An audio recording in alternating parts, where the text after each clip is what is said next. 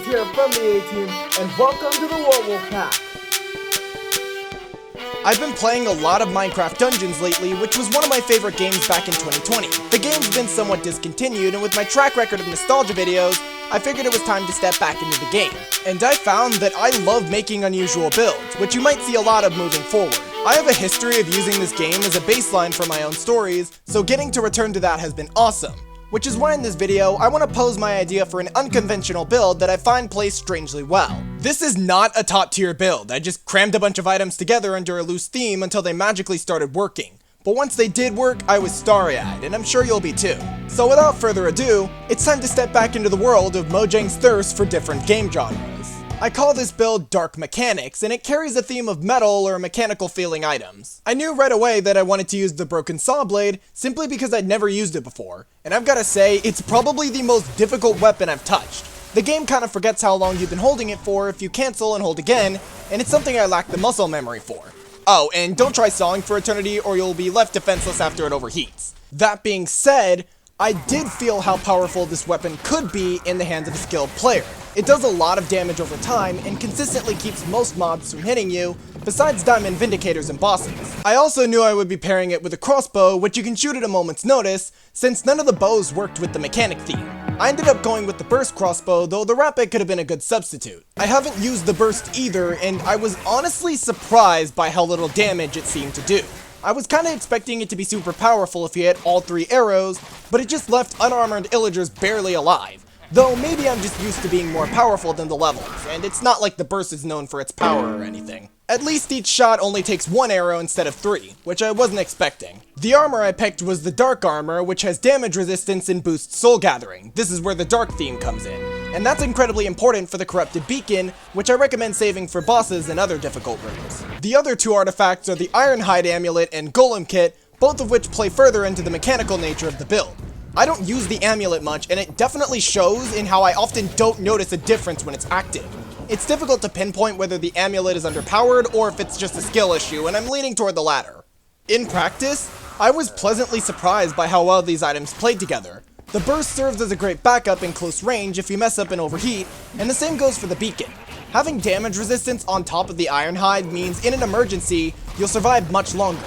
And the golem can serve as a distraction if you need to step back and heal, which I had to do a lot. I'm not that good. If you haven't noticed, I've been talking about normal weapons instead of uniques, and that's no accident. I wanted to improve at the game by starting with basic weapons and exploring how the uniques play off their strengths. And it was well worth it because the burst crossbow has 2 uniques and both provide equal value to this build. The corrupted crossbow comes with dynamo, which is especially useful against bosses if you charge it up before fighting. I did talk trash about the burst's damage, and the corrupted crossbow is good about raising that. And so is the soul hunter crossbow, which plays off the dark armor's soul gathering to boost its damage.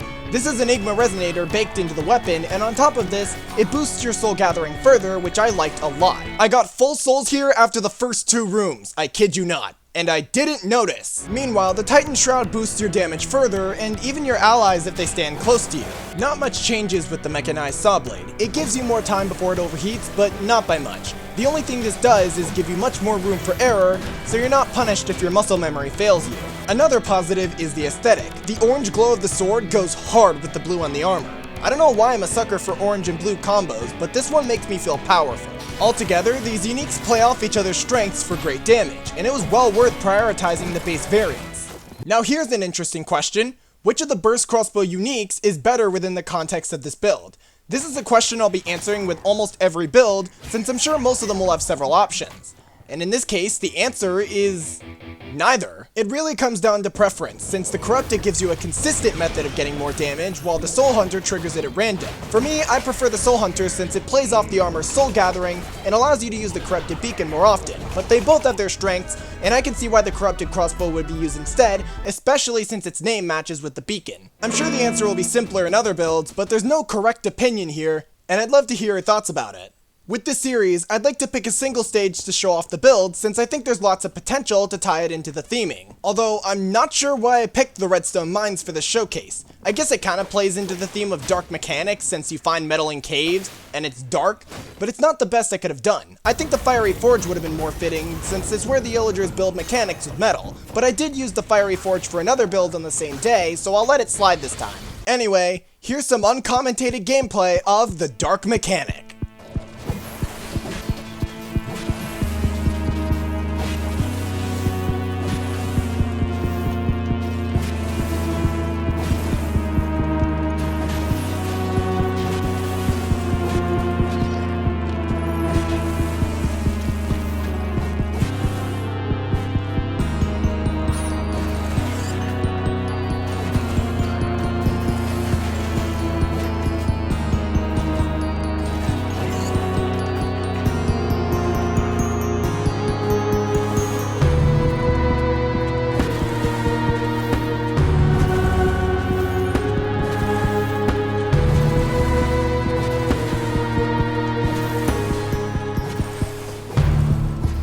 It's worth noting that the footage doesn't use any enchantments, and this is by design, because enchantments can add so much customizability to your build, and I don't want to lock in the most optimal ones. Not to mention, it can be difficult to find items with specific enchantments for anyone looking to copy this.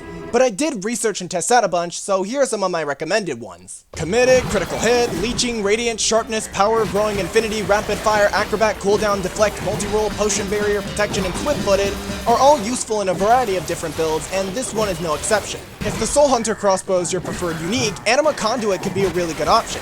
And either way, Bag of Souls lets you use the beacon longer in boss fights, and both boosts your soul gathering. Echo, Rampaging, and Frenzied are all interesting since the Saw Blade doesn't really have an attack speed to increase. And I was pleasantly surprised to find that Echo can be good for some extra damage since it clones your initial hit before turning on Saw mode. Rampaging and Frenzied are both useless though. And there's all the niche enchantments like Fire, Lightning, Ice, Poison, Shadow, Beast, Synergy, and Bees. Depending on how well you combo them, they can all work really nicely. And that concludes this showcase of the Dark Mechanic build in Minecraft Dungeons. Let me know if you want to see more of these builds because I have a few planned along with some other content. I'm finally equipped to make more videos, and my first few will be rather short as I prepare some longer videos. 100 Drops in Salty Springs is coming along with more episodes of Rewind, so make sure to ring the bell for that. But in the meantime, I gotta go play more Minecraft Dungeons and do something even more ridiculous. Thanks for coming to the party! I really like making content like this, so if you want to see more, make sure to subscribe and ring that notification bell. Or at least like the video, because it'll magically let me know. Tune in next Saturday for more, or if you want to watch me on demand, just click the picture above me. See you next time! Bye-bye!